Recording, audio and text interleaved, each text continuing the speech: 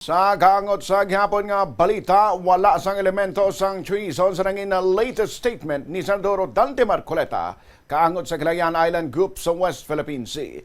Inisunod kay Press Officer Undersecretary Attorney Claire Castro ang pananawan sang Malacanang sa tunga sang pagbaha sa mga pagpakamalaot sang publiko sa opinyon ni Marcoleta. Sunod kay Castro, ginatahod sang palaso ang kahilwayan sang kada Pilipino sa paghambal apang ginklaro nga wala ginasurrender sang Pilipinas ang bisan ano nga parte sang teritoryo sini. Ginplastar man ni Castro nga isa sa mga elemento sang treason amo ang pagtuhaw sang estado sang giyera nga hindi amo ang sitwasyon sa Pilipinas.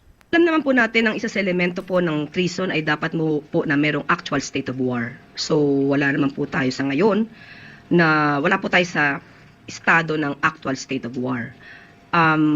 Una-una kung ano man po na pagdidibatihan sa Senado, ginagampanan lang nila ang kanilang tungkulin at meron po tayo sinasabi na freedom of expression.